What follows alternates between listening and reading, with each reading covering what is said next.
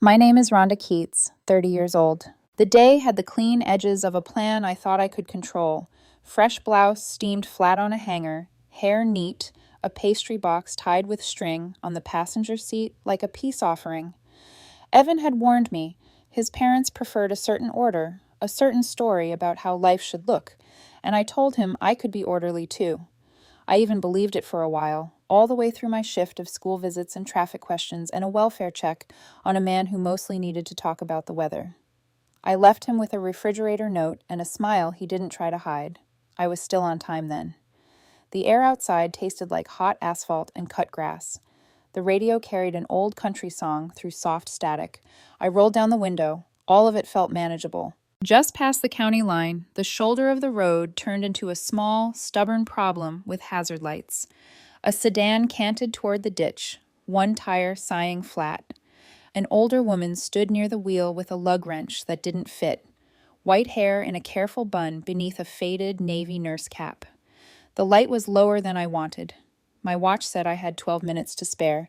The tidy part of my brain whispered that someone else would stop.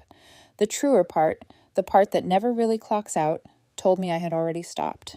"Evening, ma'am," I called, keeping it gentle. "You all right there?" She looked up with the steadiness of someone who has survived decades and several kinds of grief. "I'll be fine, dear," she said, and the wrench clanged against the pavement like punctuation. "Just need these old bones to remember what my husband handled." I crouched, checked the jack placement, found the wrong size iron, the underinflated spare. My blouse picked up dust as if it had been waiting. I popped my trunk and pulled the kit I keep, because this isn't the first time and won't be the last. The air smelled of rubber and sun-warmed tar. A pickup rolled past and honked. She waved like a homecoming queen who earned the crown by learning patience. "You served," I said, nodding toward the cap as I loosened lugs. "Navy Nurse Corps," she answered. "Back when women worked twice as hard to be thought half as serious." Her mouth tilted into a smile that knew its own weight. "Name's Ruth." "Rhonda," I said, "off duty but not really. That's how the good ones are." She watched my hands without hovering. "My husband would have liked you." The jack released with a soft breath. I swapped the tire, checked the seal, tested the donut. Somewhere between my sleeve's grease smear and the sweat at my collar, I understood exactly what this moment would cost. Clock time, composure, a perfectly unremarkable first impression. I tightened the last lug and stood. "Keep it under 50, I said. "Top the spare off at the first station." "You sound practiced at this," she said, eyes bright. "How often do you do what you're not required to?" "Often enough," I said, and tried to clean my hands with a napkin that only moved the smudge. She shook my hand with a grip that remembered and released both. "Thank you," she said. "And for what it's worth, the uniform's never what makes a person. It's the choices." Those words rode with me as I slid back into the driver's seat and watched her taillights blink red into the curve. My watch read late. The road into Evan's parents' neighborhood was the kind of careful, hedges trimmed like geometry problems, porch flags performing patriotism with clean lines. The Whitmore house was brick and brass and lemon polish, even from the driveway, two flags lifted by soft air, one that meant country, one that meant club. I parked at the far edge and tried to rub the grease from my sleeve again. It only widened like an honest bruise. Evan opened the door before I knocked, relief cracking through his worry. "You made it," he said, scanning my face, then my blouse. "What happened?" "Flat on the shoulder," I said. "A Navy nurse in her 70s. I couldn't—" "You wouldn't," he corrected softly, and his mouth flickered into a smile he couldn't help. "Come on, Dad's poured the wine." The foyer was a museum of good decisions. Polished frames, gold mats, the photograph of a son on a football field, a daughter at a piano, a family on a lake with the water frozen mid-sparkle.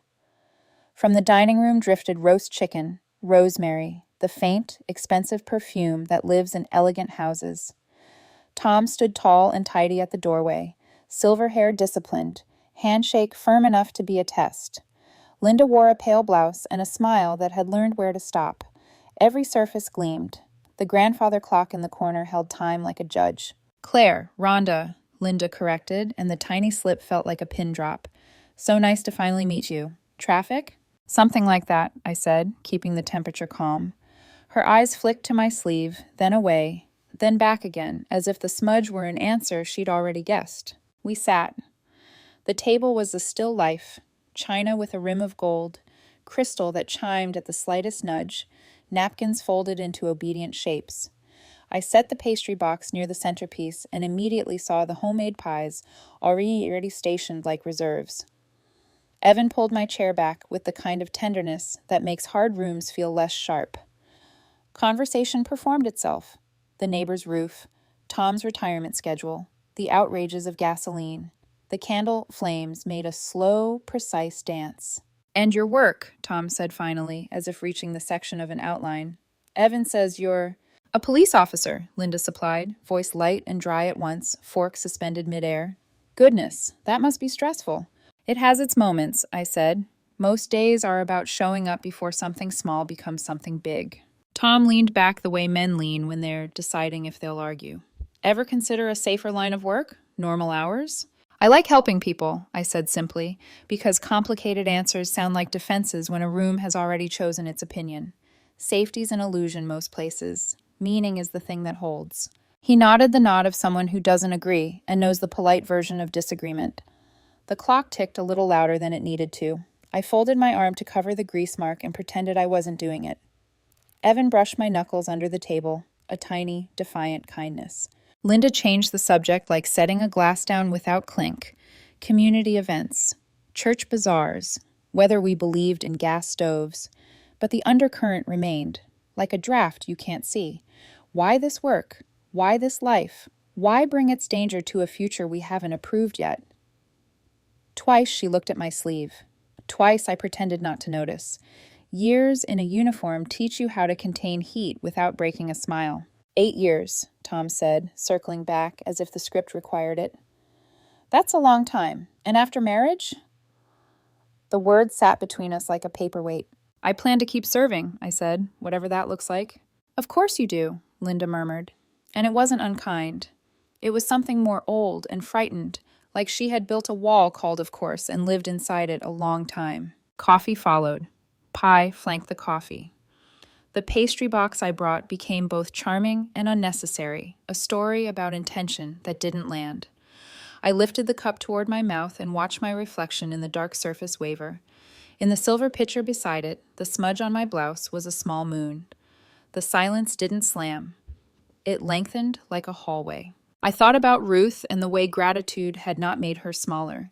I thought about the man who needed the weather explained, about how people rarely fear what is in front of them. They fear what memory tells them might be coming. I pictured the flag on the porch, how it raised its colors as effortlessly as breath. Service is not a performance, I told myself. Service is a decision repeated. The grandfather clock gave a single deliberate tick. My body recognized a shift before my brain understood it. Tires eased across gravel outside. Doors clicked. Not loud, but the kind of sound a house like this hears. Linda's expression pinched and smoothed in one inhale. Tom set his cup down on a saucer with surgical courtesy. "Were we expecting someone?" Linda asked, voice falling into the exact register of neighborly. "No," Tom said, glancing toward the front window, as if looking might tilt the outcome. Evan half rose from his chair. I heard the knock then, 3 measured taps with no anxiety in them at all. The room answered with total stillness. Even the candle flame seemed to flatten in place. The hallway held the echo like it had been designed for this moment, which maybe it had. Something in me, cynical, practical, prepared for a stranger with a survey, a boy selling subscriptions, a neighbor with a noise complaint about my car's late arrival. Something else, something steadier, braced for the precise opposite. "I'll get it," Evan said, already moving. "No, dear," Linda said quickly, that social grace snapping back to attention. "I'll see who it is. It's probably one of the neighbors." She smoothed her blouse with fingertips that shook less than she thought and stepped toward the foyer with the grace of someone who has hosted all her life. The grandfather clock counted a breath. Her heels whispered across the polished wood. In the dining room's glass, I watched her reflection arrive at the door and compose itself into welcome. The door opened on a triangle of porch light and night air that smelled faintly of mulch and pride. Linda's posture stopped, not dramatically, but like a sentence rewritten mid-word. I stood before I meant to. The coffee had gone suddenly sweet. In the hallway, a voice I recognized apologized for the interruption. And another voice, warm, certain, said my name like it knew where it belonged.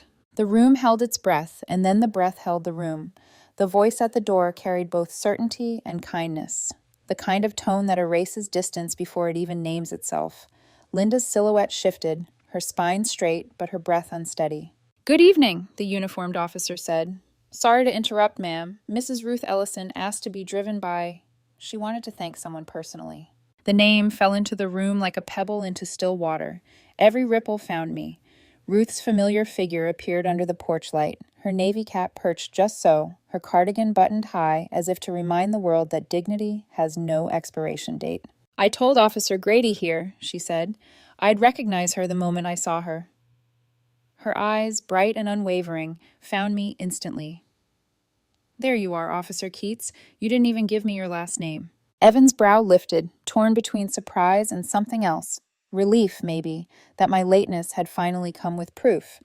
Tom rose halfway from his chair. "You two know each other?" "In a way," Ruth said, stepping into the glow of the foyer. "She changed my tire on the county road this evening. Saved me from sitting half the night in the dark." Her voice was steady, a sermon wrapped in a smile. "I told the officer I couldn't rest until I said thank you properly." Linda blinked, color rushing and receding in the same breath. "You changed her tire?" Ruth turned toward her with warmth that didn't need permission. "Yes, ma'am. Kneeling right on the gravel. Blouse too nice for the job. Didn't even hesitate. I tried to pay her, but she refused." Then softer. "You should be very proud." The silence that followed had weight to it. Even the clock seemed to wait before its next tick. Tom straightened, his features rearranging from polite host to something closer to thought. "You're the woman she stopped for." "I am." Ruth's smile reached her eyes. "And you must be the family. You've raised a good one." Evan's mouth tugged into a grin that couldn't quite hide the emotion underneath. Linda, however, stood like a portrait waiting for retouching. "You didn't mention this, Rhonda," she said, her voice quieter than before. "It didn't seem like a big deal," I said. Ruth chuckled softly. "That's exactly what makes it one." Officer Grady gave a courteous nod. "Mrs. Ellison insisted we stop by. Says she hasn't met many people who still stop to help strangers anymore." He tipped his hat and stepped back into the night, leaving a hush in his wake. Linda hesitated only a moment before opening the door wider. "Well, please, come in. It's chilly outside." Ruth entered with the calm command of someone who has faced worse rooms. Her eyes swept the foyer, landing briefly on the framed photographs lining the wall. Evan's graduation, a younger Tom in uniform beside a fishing trophy, Linda in pearls beside a lake that probably still exists in her mind. "You have a lovely home," Ruth said. "Thank you," Linda murmured, her poise cracking slightly. "But I must say," Ruth continued, turning toward me, "this young woman's kindness was even lovelier." I felt the blood rise to my face. "Really, it was nothing, ma'am." "Oh, don't you start," Ruth said, laughter threaded through her firmness. "You knelt on gravel and handled a jack I could barely lift. My husband would have called that courage, not courtesy." Tom cleared his throat, voice softer now. "You mentioned service, Mrs. Ellison?" "Yes." Her chin lifted with quiet pride. "Navy Nurse Corps, class of '69. Spent time aboard the USS Mercy, back when we were expected to work twice as hard just to be taken half as seriously." Her eyes twinkled. "Sound familiar, Officer Keats?" "More than you know," I said, smiling back. Something shifted in Tom's expression. Recognition, maybe, or memory. The edges of his authority softened. Linda finally exhaled. "Would you like some coffee, Mrs. Ellison? We were just finishing dessert."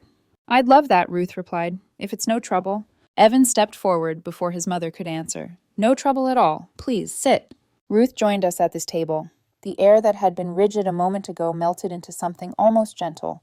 Linda busied herself with a fresh cup, perhaps grateful for a task that didn't require eye contact. As Ruth's hands curled around the mug, she said quietly, "You know, people think kindness is part of some job description, but what she did tonight," she nodded toward me, "that came from who she is, not what she does." No one spoke for a beat. The candles flickered. The grandfather clock resumed its rhythm, like the house itself had decided to breathe again. Tom leaned back slowly. "Navy, you said. My brother served in Vietnam." Ruth's eyes softened. "Then you understand." He hesitated. "He came home different. We didn't know how to reach him. I suppose I started equating danger with loss." Linda looked down at her napkin. folding it once, twice, too many times. "That's why I worry," she said, her voice barely audible. "Every time I hear officer, I think of what could go wrong, not what's gone right." Ruth nodded, the wisdom of decades flickering across her face. "Fear's a stubborn thing. It hides behind good manners." Evan reached for my hand beneath the table. I didn't pull away. Ruth smiled at the gesture, her tone turning lighter. "See, sometimes being late puts you right on time." A small laugh escaped me. "I'll have to remember that." "Do," she said, "and don't let anyone convince you that service should ever come second to convenience." Tom's fingers tapped once on the table. "You know," he said, "it's been a long time since I heard someone talk about service like that." "Then maybe it's time you start again," Ruth replied kindly. The rest of the evening unfolded in slow, surprising warmth. Ruth told stories of her days aboard the Mercy, the patience she held through fever, the love letters sailors would dictate because their hands shook too badly to write. Linda listened with genuine curiosity. The rigid politeness she'd worn, like armor, slipped away, replaced by the quiet fascination of someone who hadn't realized her heart was opening. At one point, Ruth reached into her cardigan pocket and set a small photo on the table, her and her husband in front of the same old Buick I'd fixed earlier. "He taught me that decency doesn't need applause," she said, "just consistency." Linda's eyes lingered on the photo. "He must have been proud of you." "Oh, he was impossible," Ruth said with affection. "But yes, he was proud. We used to say that the people who stop for you on the road are the ones who'll stand for you in a storm." Her gaze flicked toward me again, deliberate. "You'll have plenty of storms, Officer Keats. Keep that compass steady." The clock chimed 7 times. Slow, deliberate, solemn. When Ruth finally stood, the house seemed reluctant to let her go. Tom shook her hand, his usual formality softened by genuine respect. "It was an honor, Mrs. Ellison." "The honor was mine," she said, glancing toward me. "You've got a good woman joining your family, Mr. Whitmore. Don't let fear make you forget that." For once, Tom didn't have a rehearsed answer, just a quiet nod. Linda escorted Ruth to the door. There was no stiffness in her movements this time, only gratitude. "Thank you for stopping by," she said, voice gentler now. "You've given us a lot to think about." Ruth smiled, pulling her cardigan close. "Thinking's a start, acting's the finish." When the door closed behind her, the silence she left behind wasn't awkward. It was reflective, almost reverent. The candlelight shimmered across the polished table, softening every sharp edge it touched. Evan looked at his parents, his tone cautious but hopeful. "Well," Tom was the first to speak. "She reminds me of my brother's sergeant, same kind of spine." Linda sighed, her gaze fixed on the door, and the same kind of grace. Her voice trembled slightly. "I misjudged you tonight, Rhonda." I met her eyes. "Maybe we all learned something." She smiled, faint but real. "Maybe we did."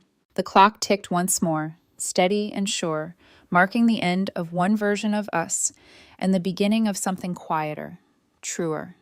Outside, the porch light glowed like a small declaration of peace. Morning found me awake before the alarm, the smell of last night's coffee still lingering faintly in my hair.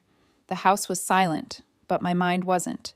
I kept replaying the look on Linda's face when Ruth had spoken, the kind of expression that happens when truth lands softly instead of shattering. Evan stirred beside me, muttering something about breakfast, but my thoughts were already elsewhere. That gravel shoulder, the cap that read U.S. Mercy, the way a single act of decency could turn an entire evening inside out. By the next weekend, Ruth's prophecy had started working itself into the world. She called the precinct, left a message with my sergeant. "Tell Officer Keats I owe her pie and a story." Her voice, even over voicemail, carried the warmth of someone who didn't believe in coincidence. And then, because life loves its symmetry, Linda texted Evan the following afternoon. "There's a veterans fundraiser at the VFW next Saturday. Pancake breakfast. We volunteered to help. You two should come." I stared at the message, half amused, half anxious. "You think she means it?" Evan smiled. "My mom never volunteers for anything with syrup involved." "Yeah, I think she means it." The hall smelled of butter and coffee before we even reached the door, folding tables lined with griddles, steam rising like praise. Ruth was there, of course, already manning the sign-in sheet with military precision. Her cap tilted forward, her apron dusted with flour. She looked like she'd been running the place for decades. "Officer Keats," she called, spotting me. "Or do I get to call you Rhonda now?" I laughed. "You've earned it." Then it's Ruth, and don't you dare call me ma'am unless I outrank you. Linda and Tom arrived moments later, both wearing volunteer aprons that read, "Serving those who served." Tom looked like a man who'd stumbled into a world he didn't expect to enjoy, but couldn't quite leave. Linda, still graceful, even with syrup on her cuff, nodded at me. "Morning, Rhonda. I wasn't sure you'd actually come." "Wouldn't miss it," I said, handing her a spatula. Ruth grinned. "Perfect. We need another pair of steady hands. No one escapes until they've flipped at least 10. It was chaos and comfort all at once. Griddles hissed, children darted between tables, someone spilled orange juice and laughed about it. Tom worked beside me, focused but awkward, flipping pancakes too early. "Haven't done this since Scouts," he muttered. Ruth caught one midair, like it was part of a drill.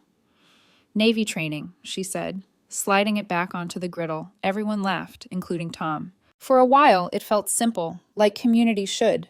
Linda refilled coffee cups, her smile genuine, her laughter unguarded. I could see her watching Ruth with quiet awe, like she'd discovered a strength she'd forgotten she once had. But just as I was starting to think the world might stay that soft, the first ripple reached me. A message popped up on my phone while I was wiping down the counter, a coworker's text.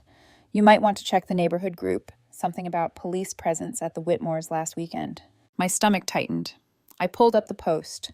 A grainy photo, taken from across the street, my car parked at the curb, a patrol cruiser behind it, the caption, "Anyone know why there were cops at Tom and Linda Whitmore's during dinner? Hope everything's okay." The thread below had already grown like mold. Speculation. Gossip. One comment mentioned the fiancé being a cop, heard she's aggressive. Another linked to an old community clip, my voice raised at a protest 2 years ago, context ripped away, tone twisted. I locked my screen, exhaled through my nose. "Not here, not today." Tom noticed. "Something wrong?" "Just work noise," I said. "It can wait." Ruth's voice carried over the sizzling pans. "Nothing ever waits, Rhonda. You just decide what deserves your attention." Later, when the breakfast crowd thinned, I stepped outside for air. The cold hit sharper than I expected. Evan joined me, concern etched across his face. "You saw it too?"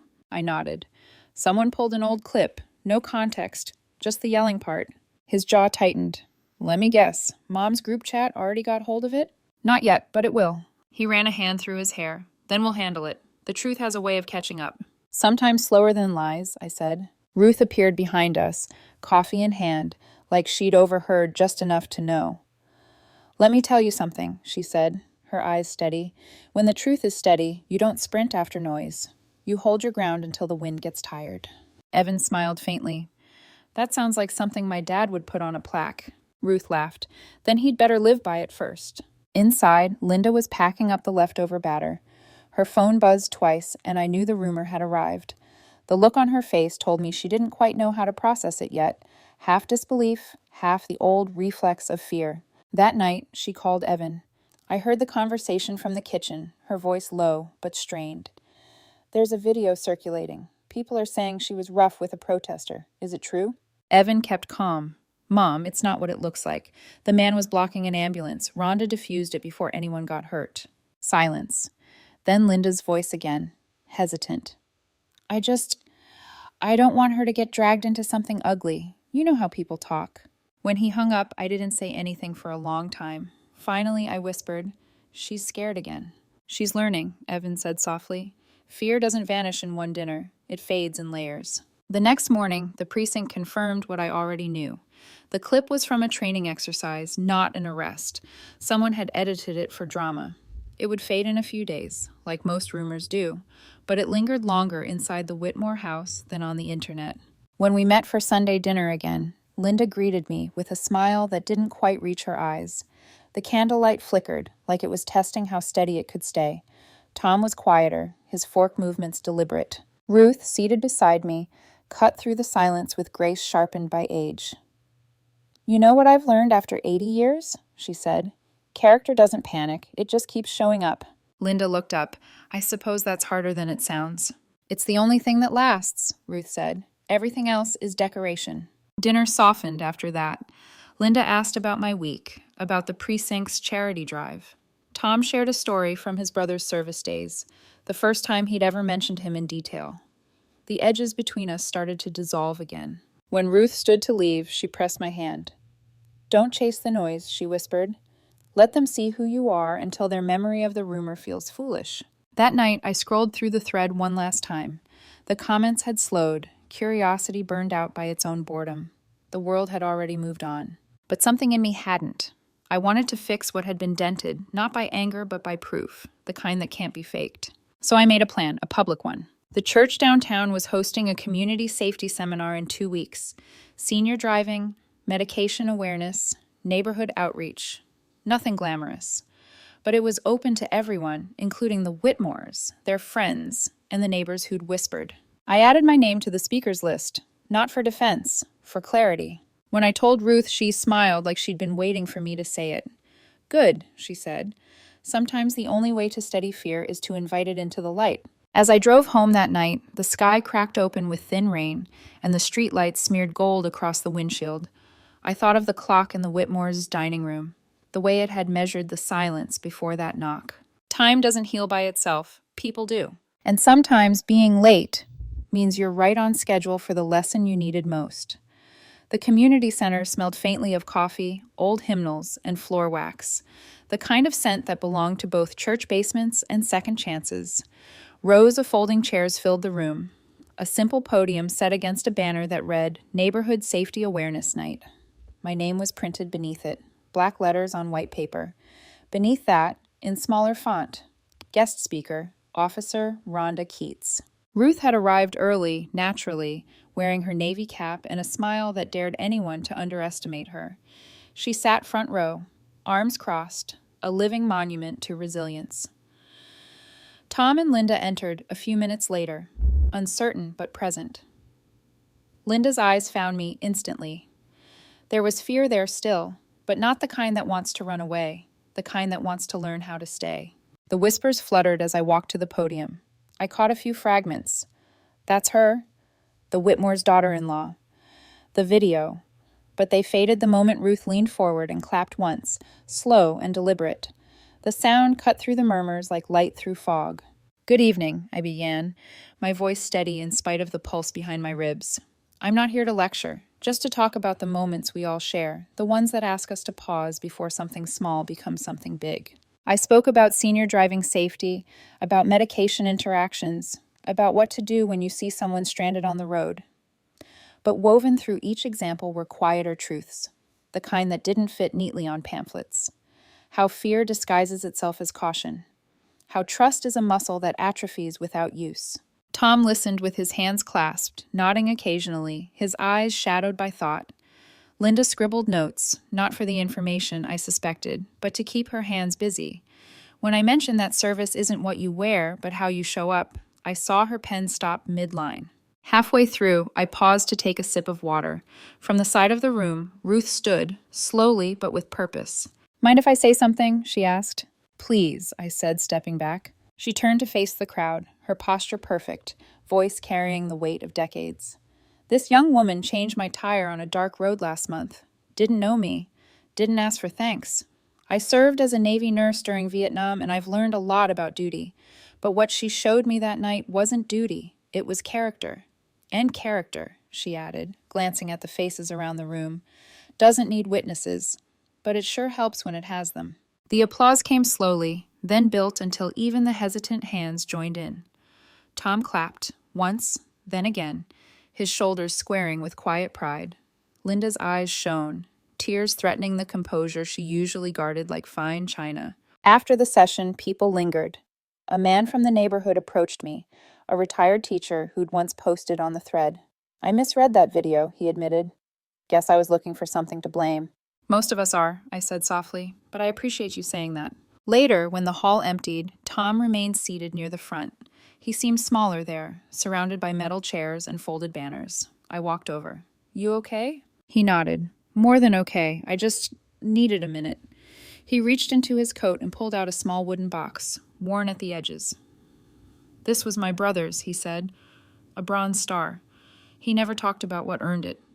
When he died, I kept it to remember the best parts of him, but sometimes I think I was holding on to the worst too, the fear that comes with loss." He opened the lid, Inside lay the tarnished metal, ribbon frayed, metal dulled, but still proud. He looked at it for a long time, then at me. Tonight reminded me that integrity isn't extinct. My brother used to say the bravest people are the ones who stay kind after the world tests them. I swallowed hard. He sounds like someone worth remembering. Tom smiled faintly. You just helped me do that.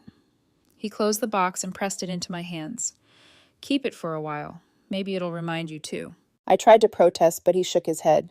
Don't thank me. Just keep being who you are.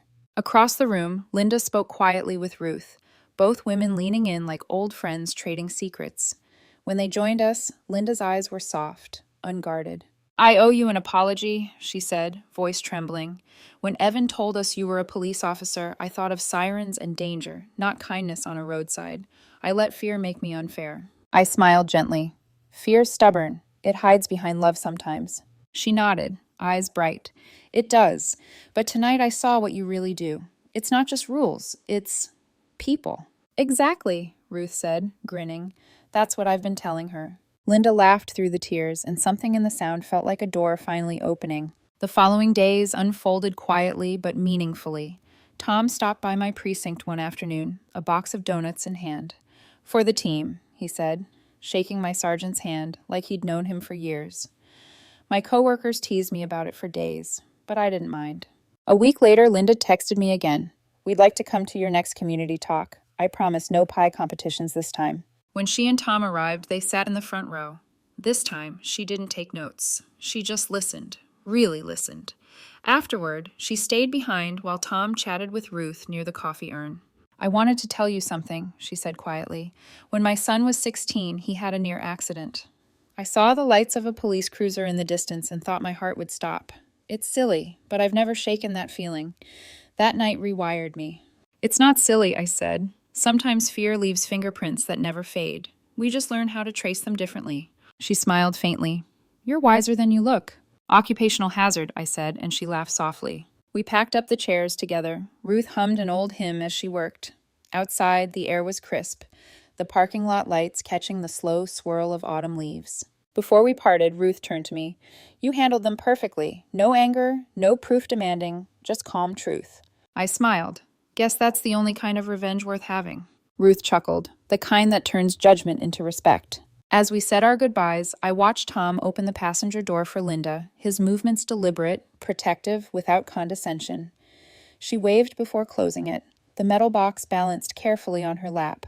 For the first time since that tense dinner, I didn't feel like a guest in their story. I felt like part of it. That night, as I drove home under the soft scatter of streetlights, I thought about how quiet redemption really is.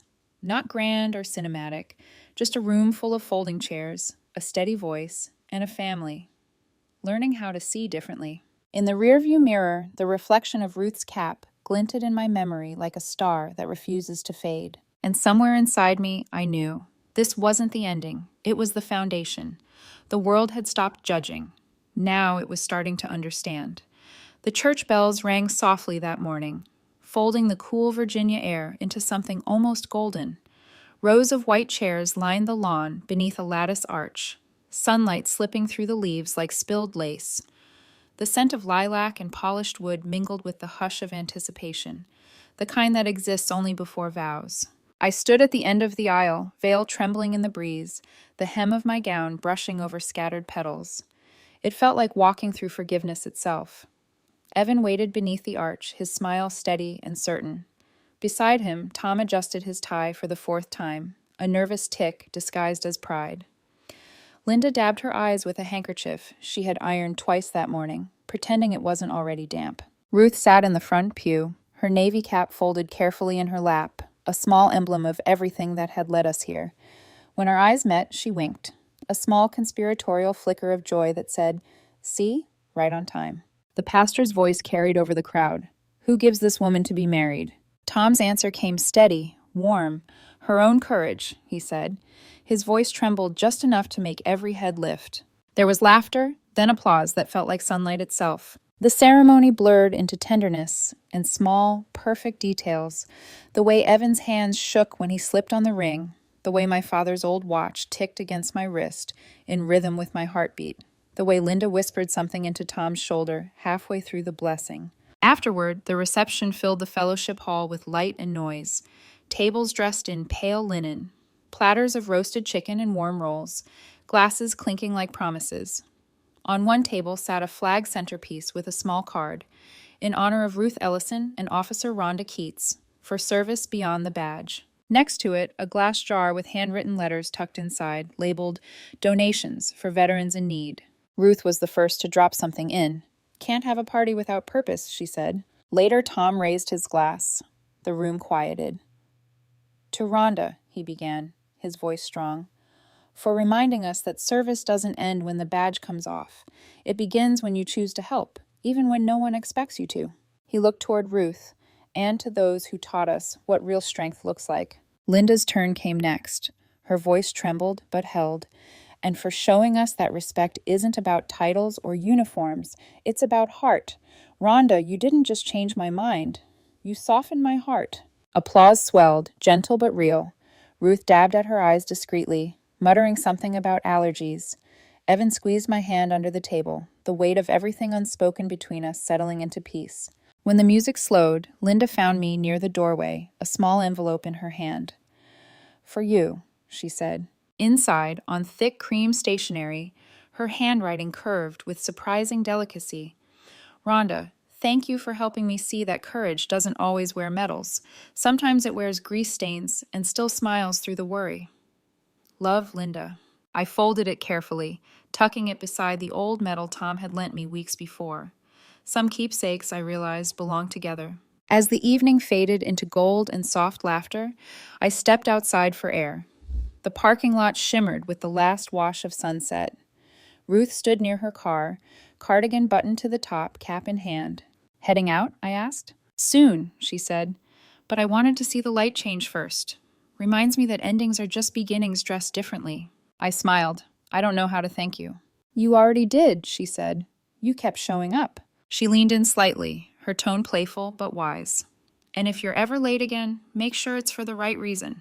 I laughed. "Always." She patted my arm and turned toward her car, the brim of her cap catching the fading sun.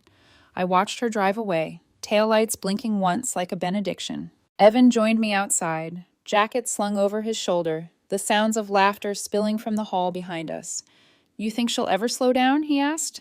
"Not a chance," I said. He grinned. "You either." "Maybe," I teased. "But if being late brought me here, I'll risk the clock again." We stood there for a moment, listening to the world settle. The flags by the church steps swayed gently, the air thick with that fragile peace that follows hard lessons learned well. Weeks later, Linda and I co-hosted another neighborhood safety night at the community center. She managed the sign-in table like a general, greeting every attendee with genuine warmth. Tom handed out flyers about scam prevention, cracking jokes that actually landed.